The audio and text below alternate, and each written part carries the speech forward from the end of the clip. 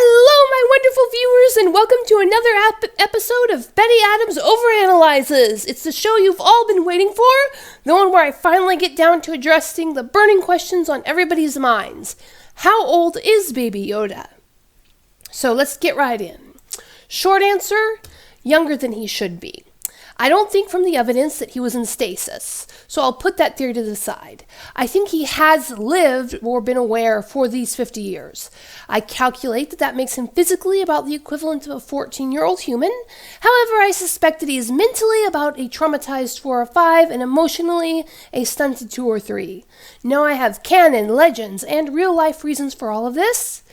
But Fiona, he left us with a lot of splaining to do. So join me for the overanalysis of Baby Yoda's age. First off, let's talk canon. Evidence, cold hard facts. What have we seen in the show? Baby Yoda is 50 years old. Baby Yoda has huge, adorable ears and eyes compared with the OG Yoda. Baby Yoda is apparently unable to talk. Baby Yoda walked very poorly at first, but is getting steadier on his feet with every scene. Baby Yoda was utterly overwhelmed by the marketplace on Navarro, but had gotten rapidly used to crowded areas by the series so far. Baby Yoda has displayed force abilities. He can lift a mud horn, suggest dinner options, and choke a Cara Dune. And heal injuries. Baby Yoda didn't seem to understand words at first, but by episode 7 understands complex concepts enough to figure out that they were going to a dangerous place from just overhearing a conversation. Baby Yoda can and has tested the Mandalorian to see what his reactions were. Okay, now on to the analysis.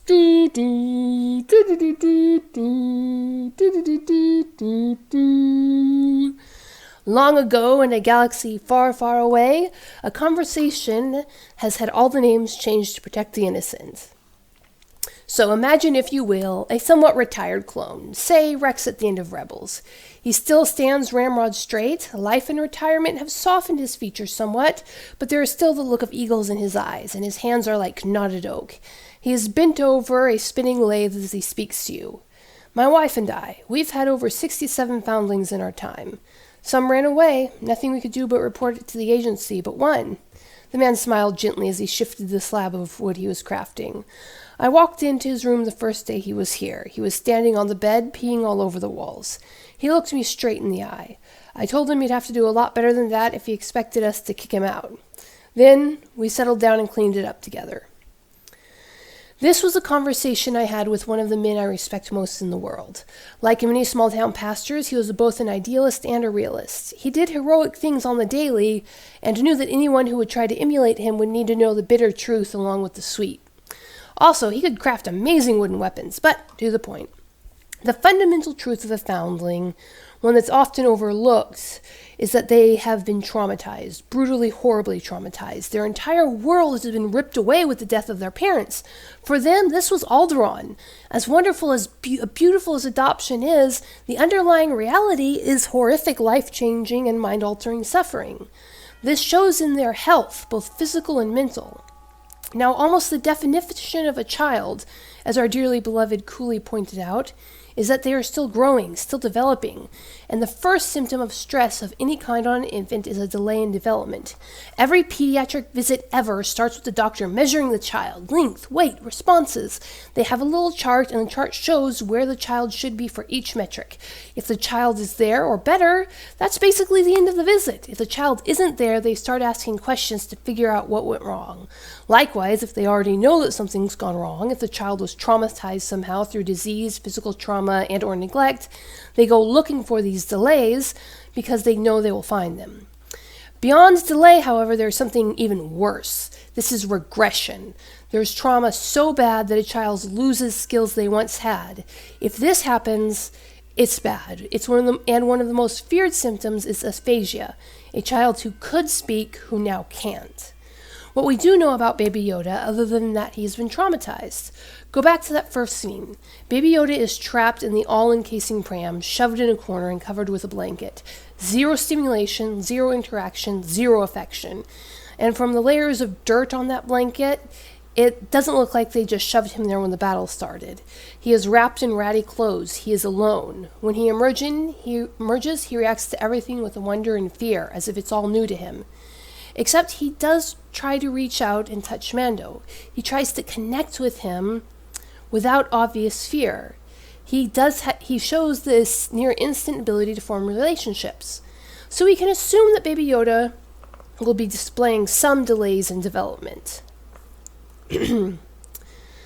Both physical and mental. He is hungry for both affection and bones. But delay implies a chart, and a chart implies standards, and clearly human standards won't work for this baby. And we very canonically don't know a used diaper's worth about Yoda's species. What we do know is that Yoda was an old man at 900, with the stress of the war and exile presumably having cut his life short, and yet as a powerful Force user, and he was being that he was already old when the Jedi Order fell, we can assume that his life from the time of his birth to the time when the Jedi Order fell would be longer than average for his species, based on what we saw of the humans and the other known species who were Jedi Masters. That's about all we know. However, I did not spend my childhood hunting through the libraries of the Pacific Northwest for the next Star Wars Legends books for nothing.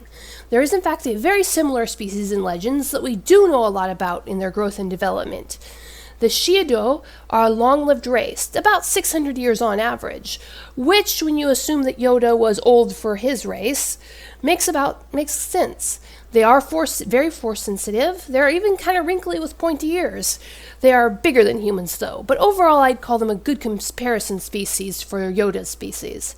Now, the Shi'ido average lifespan is about 600 years, as I said, but their younglinghood lasts decades, with final adulthood only occurring at 67. Given that Yoda was presumably older than average because he was a strong Force user, enough so to land on the Jedi Council, and average lifespan for his species of about 600 years is not far-fetched. That would make Yoda the equivalent of a human being, vital and active into their hundreds and teens, something that does happen. So, our adorable Baby Yoda at 50 would be about the physical equivalent of a 14-year-old human, well into the Padawan years, thus explaining his developed abilities he would have had to learn from observation. But Betty, you say, he's so tiny. If he were a teenager by human standards, wouldn't he about half the size of Yoda at least, and be able to talk some language? Shouldn't he be babbling away, even if it's in a language that we can't understand? Well, yes, if he were healthy. Remember, I said I had canon, legends, and reality to back up my theory. You have heard the first two, now brace for the cold hard reality of the third. Be warned, we are going to a dark place, and not very long ago at all, far, far closer to home than Navarro. The year is 1989, and communism has fallen in a small Eastern European country. One of the many institutions freed from the iron grip of the Soviet Empire is an orphanage.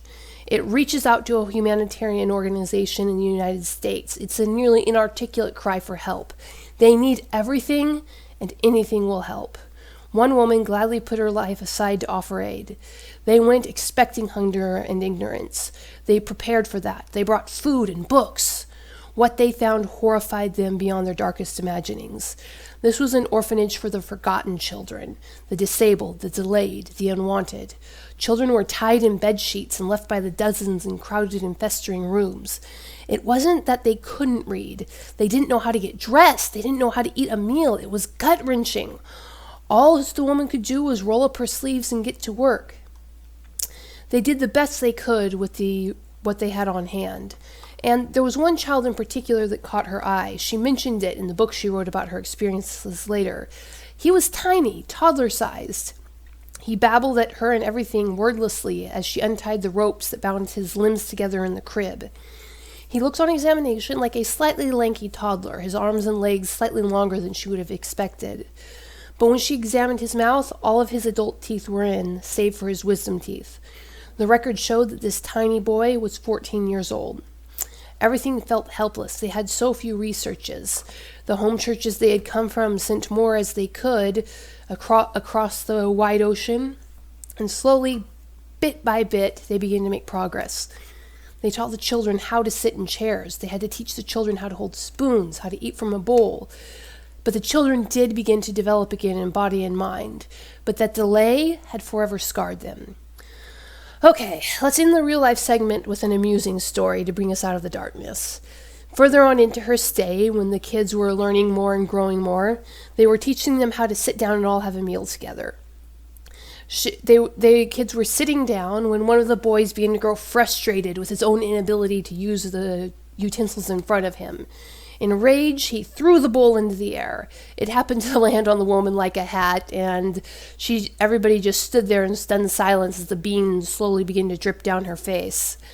And there was nothing to do but laugh, so she broke into laughter, and the whole cafeteria laughed with her. So, moving on. Where did we first see Baby Yoda? Bound in rags, trapped in his pram, shoved in a corner, in a dark and grimy place, and looking at the image above, looking at the image that the directors chose to associate with where Baby Yoda was being held, I can't help thinking back to those Eastern European countries, to the suffering that they had to endure, that they came out of. The architecture, the concrete, the everything being old, broken, outdated. This imagery is hearkening directly back to those stories, and I have to wonder if that was what was in the director's mind when they framed this scene. Given how real the emotional trauma has been in their show, they have to have written some of that delay into Baby Yoda's character. Baby Yoda is going to be very much like that poor Romanian boy with his teeth intact, but the rest of his body far behind. He is learning, he is getting healthier, but he is unquestionably developmentally delayed and traumatized. He was trapped for who knows how many years, but he's free now. What has the show made a point of? Mando talking to him, Mando touching him, Mando involving him in life, showing him even that if he disobeys, he will be loved and cared for. Remember the scene where Baby Yoda very deliberately disobeys, looks Mando straight in the eyes, straight in the helmet, and does exactly what the Mando told him not to do. How did the Mando react? He picks him up gently, sets him in his lap, and begins to teach him. Remember, the old man who had cared for 67 foundlings of his own here in real life. Those who have been traumatized need to know if you're a psychopath is what he taught me. They need to know if you will hurt them. They need to know if you are strong enough not to break when their brokenness, the things they can't help, their scars, spiritual and physical, come out and hurt you. Because they don't just need to know if you're a bad or good person, they need to know if you are strong enough to support them. And I think the show is showing this beautifully. The more I think about the show, the more depth I see, the more reality I see. Those supposedly filler episodes, nothing of the sort. They were telling a deep story, a hard story, a real, very, very human story. In order to keep the attention of the audience, they baked that story into a Hallmark movie, a Western shootout, and a heist movie, respectively. I suppose we're all cultural foundlings of a sort in this internet age, and they had to blenderize the intellectual veggies into a smoothie for us to eat them. But Betty, you cry out, Baby Yoda can connect to other sapiens. He can force lift. He can force heal. He can make crusty old mechanic bring him bones. He couldn't have been in that pram his entire life. And right you are, my observant reader. Baby Yoda made friends in the village. Baby Yoda reached out to touch Mando the first time they met. Baby Yoda has skills that can only be learned. How? Well, going back to the facts that we have. Baby Yoda is 50 years old, and the Empire only existed for 25 of those years. It's only been dying for about 5-ish years by the time that Baby Yoda appears on screen. So at the time Baby Yoda was born, Palpatine was still an ambitious senator on Naboo. Padme, even with her precocious mind, wouldn't even have been old enough to babysit him. The clones were still design specs on Kamino draft boards, with the Kaminoans canonically not having much experience with these strange bipedal species. Anakin himself might have been a bit of nausea in his mother's mornings if he existed at all. The Empire didn't get into the full swing of kidnapping younglings until the era of Rebels, so where was Baby Yoda? Other than the very odd coincidence of him having been born in approximately the same time frame as Anakin, there is nothing to suggest that Baby Yoda wasn't naturally born into a loving, pointy-eared family. And as the Rebels showed us, a Force-sensitive child born into a loving family and allowed to develop naturally can even force lift small objects before they can even walk. Being able to communicate needs to their caregivers is a skill that many Force-sensitive children had in Legends, including the Skywalker twins, and if a human can do it, you know a Baby Yoda can do it. So assuming that Baby Yoda came from a reasonably healthy environment where he is encouraged to use his abilities, he would have easily had time to develop both physical and mental abilities in the presumably decade or so before Palpatine got enough power to have him kidnapped. This would make him a toddler somewhere between the ages of 2 and 5 by human standards, a time in which he could develop the emotional bonding skills necessary to be a sapient being within a wider culture. But then he was clearly snatched and put into a cage. We don't know when, but judging by his behavior, he did have a time for that critical development. Now, there is the one force skill he has shown that, in Legends at least, was consistently shown to take learning and study: force healing. And if we are presuming he did have other force users around him during that critical development window when he was with his family, it's quite possible that something he could have seen. If the force is truly strong with all members of Yoda's species, as some people have kind of inferred from the few things we know about them, it's quite possible that either his mother or father or any of his caregivers could have taught him this through observation. If a toddler skins his knee, you do what you can to help it. And if a toddler happens to skin his knee on some sort of swamp rock, what would keep the mom from coming over and force healing it? So it's quite possible that he's seen this ability before and has begun to pick up on it before he was snatched. During the scene where he tries to heal Mando specifically, he is acting hesitant and unsure, as if he is mimicking something he has seen done before but never done himself. Very similar to what he did when he tried to pilot the Razor Crest away from Navarro in Episode 7. Now we get to the snatching. Presumably, and this is a big presumption, probably the weakest point in my reasoning because we just have so little data. He might have been snatched during the same time as the rest of the younglings. He might have been snatched much earlier. But looking at his development, he was pretty severely traumatized, so a good part of his life was spent in a cage, we can assume. But the Empire wouldn't have just slapped Baby Yoda in a cage free of stimulation and improper nutrition. The scientists would have known better. Baby needs stimulation, a clean environment. This is universally recognized. They might even, have had some force users where he could have seen more force healing. But there's one thing that was almost certainly not provided for him. It was never shown as being provided for the clones, and it almost certainly wouldn't have been provided for Baby Yoda: cuddles. Now, don't giggle. This is critical to human development. The deprivation of contact, physical contact, skin-on-skin cuddles, can lead to a lack of empathy, among other things. This is one of the least of the symptoms. It can also lead to mental retardation. It can lead to death. And clearly the other two didn't happen to any great extent, but the lack of empathy might explain how Baby Yoda is so okay with the Jawas exploding in front of him. He seemed completely unfazed by that, with why he was okay eating live animals, and possibly why he thought it was okay to strangle Cara Dune, other than the fact that she taught him that move. So, back to our own dark reality for a moment, I'm afraid. Let's leave Romania behind and take the overland route to a Germany distant in time. A Germany that has just embraced the scientific method, but was still ruled by nuns. I am being overly dramatic, of course, but indeed, in the place our memory lands, there was a little corner of Germany governed by a pair of dutiful scientifically minded nuns. For the sake of the story, we'll call them Frau Mary and Frau Martha. These were real people. This was a real situation. Each of them was in charge of a single ward of infant orphans. Each fed the orphans with the exact same nutritious food. Each changed the diapers with the exact same rigid regularity.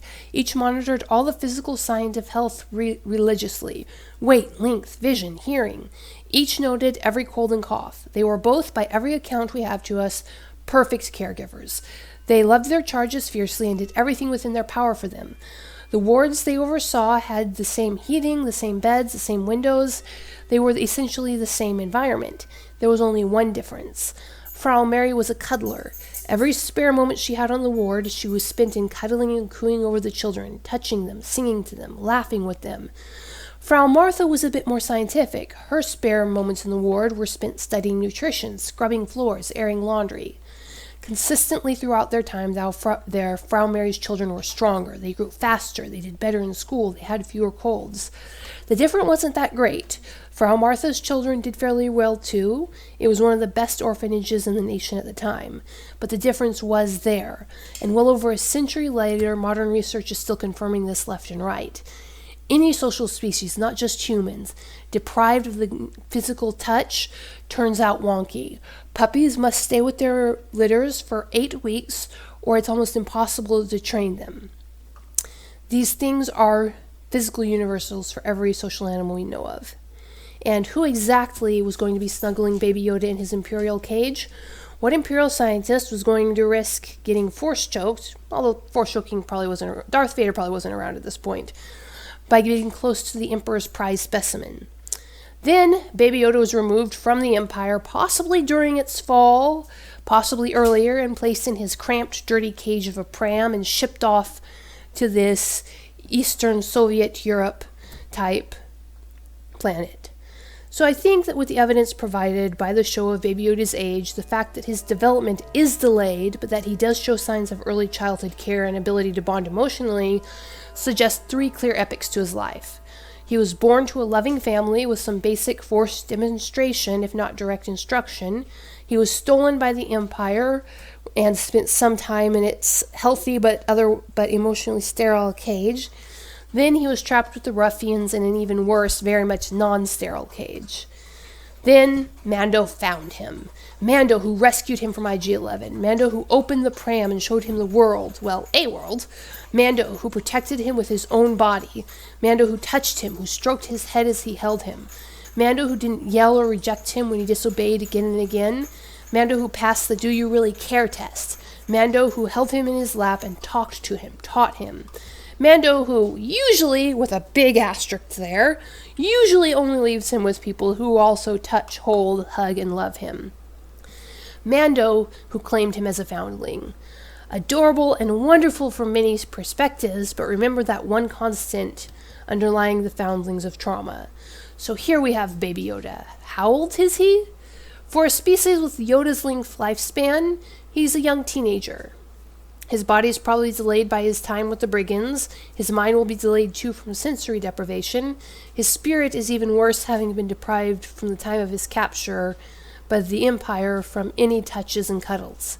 And yet, his ability to heal, to bond, to empathize at all suggests his mind and body had a strong foundation. That critical window of development where he learned to love was not broken. And now the Mando is giving him much of what he needs: touch, stimulation, socialization. Back to real life. Children who do experience these delays by external factors, like physical trauma, disease, or neglect, when they are placed in a better environment, or when they are just in a good environment anyway, and it was a traumatic event, they will suddenly spring forward in development once they're able to. Think of how many kidners today are redshirted. No, not in that sense. This is a Star Wars analysis. Thank you very much. They are deliberately held back a year, redshirted, so that their brains are more developed when they begin to learn, and so that they learn much faster. Baby Yoda's development has been shown to be rapid but inconsistent. He has the capacity for empathy, but it's very underdeveloped. He can understand speech after a time, but he can't speak himself. He shows skills that must have been learned, but his knowledge is fragmentary at best. So, how old is Baby Yoda? Physically, he's the equivalent of a physically stunted teenager, a tiny 14-year-old. Mentally, the equivalent of a child with regressive aphasia, a precocious 4 perhaps. Emotionally, able to empathize with his caregivers, but showing distinct signs that would, in a healthy adult, in the strictest medical sense, be seen as psychopathic. So about 20 months. Now, Mando comes from a tradition that makes a point of adopting the most traumatized foundling they can find, namely war orphans. He can't be completely ignorant of all of this, and he turned out okayish when the Mandalorians found him, so clearly the Mandalorians have some coping mechanisms for this kind of situation. So I'd say Baby Yoda is in the best possible hands. That is, once the show gets him back into those hands. Curse curse you and your amazing, heart-wrenching directing ability. So what do you think? Am I completely off base? Feel free to leave a like below if you agree, and leave a comment dissecting my analysis if you disagree. I love to hear from you, and I will see you next time, my wonderful viewers.